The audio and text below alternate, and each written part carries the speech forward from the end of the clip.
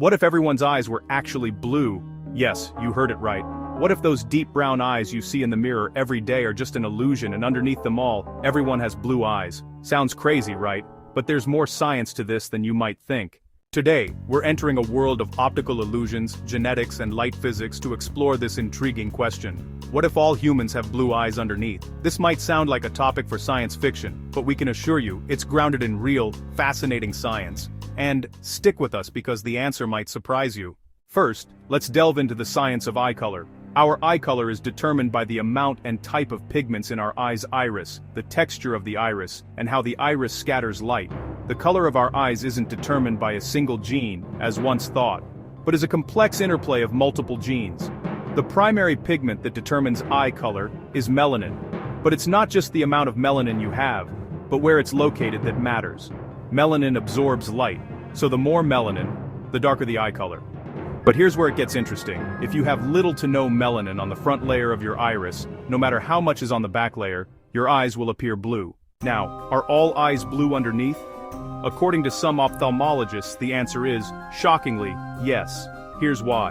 The stroma, which is the front layer of your iris, has no color. It's made up of tiny colorless cells, almost like clear fiber optic cables. When light hits these fibers, it scatters and creates a phenomenon called Rayleigh scattering. The same phenomenon that makes the sky appear blue. It's due to short wavelength light being scattered more than other colors in the spectrum. When this scattered light exits the eye, it creates a blue hue, meaning eyes with less melanin will appear blue due to this scattering effect.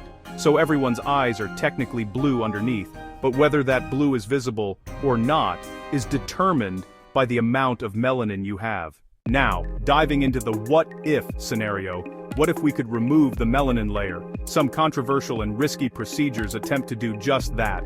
A laser procedure developed by Stroma Medical claims to remove melanin in the iris, turning brown eyes blue. However, many eye doctors have concerns about the procedure's safety and long-term effects. Not to mention, eye color isn't just a cosmetic attribute, it's also a biological adaptation. Darker eyes have more melanin, which can provide some protection against certain eye diseases and damage from the sun. Let's not forget the role of genetics in our eye color. Traditionally, brown eyes were considered dominant over blue. However, with advancements in genetic research, scientists now know that up to 16 different genes could be influencing our eye color. It's not simply a case of blue plus brown equals brown. This genetic complexity means it's possible for two blue-eyed parents to have a brown-eyed child, and vice versa. But, as our understanding of genetics grows, who knows, maybe one day we could genetically manipulate eye color safely. Examining the biological significance of melanin, it becomes clear that this pigment plays a pivotal role in our ocular health and vision. Melanin is not merely the color maker of our eyes, it serves a multitude of crucial functions, and its presence or absence can have far-reaching implications. One of the primary roles of melanin is to protect the eyes from the sun's harmful ultraviolet UV rays.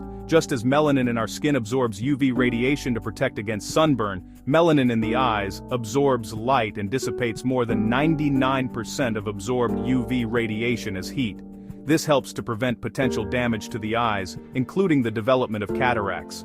Furthermore, melanin is known to enhance visual acuity. It does so by absorbing scattered light within the eye, reducing glare, and improving contrast sensitivity. This is why individuals with darker eyes, which contain more melanin, are often less sensitive to bright light and have better vision in high-glare environments. It's also worth mentioning that melanin levels can influence the risk of certain ocular diseases. Studies suggest that people with lighter eyes, who consequently have less melanin, are more susceptible to age-related macular degeneration, a leading cause of vision loss in older adults. The color of our eyes is a hereditary trait, primarily determined by variations in a person's genes. Most of the genes associated with eye color are involved in the production, transport, or storage of melanin.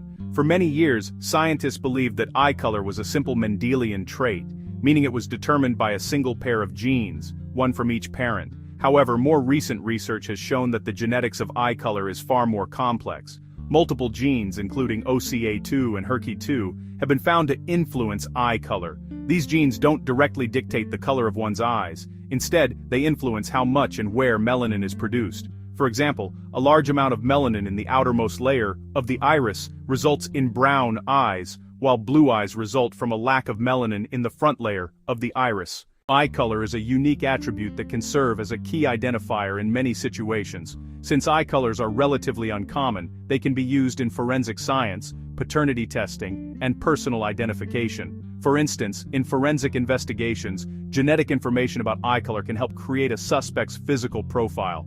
Moreover, eye color can be a fascinating gateway into understanding our ancestry and genetic heritage. By studying the patterns of eye color in our family tree, we can trace our genetic lineage and gain insights into the migration and intermingling of our ancestors.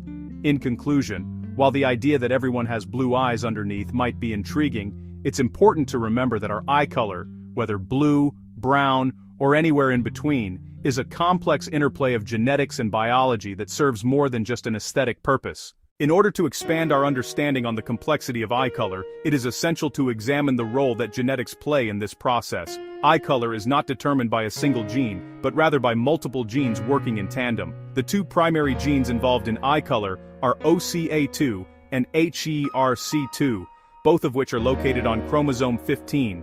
These genes interact to produce a range of eye colors, from the darkest shades of brown to the lightest hues of blue. The OCA2 gene, or oculocutaneous albinism 2, is responsible for the production of P protein, a key component in the formation of melanin. Variations in this gene can result in different amounts of melanin being produced, consequently affecting eye color. For instance, a high concentration of melanin results in brown eyes, while a lower concentration leads to green or hazel eyes. On the other hand, the HERC2 gene controls the activity of the OCA2 gene. A particular variant of the HERC2 gene can switch off the OCA2 gene, resulting in less P protein being produced and consequently less melanin. This is what leads to blue eyes. Interestingly, it is worth noting that everyone, regardless of eye color, has a certain amount of melanin in the back layer of their iris. What determines the color of one's eyes is the amount and type of melanin in the front layer of the iris. In blue eyes, there is no melanin in the front layer.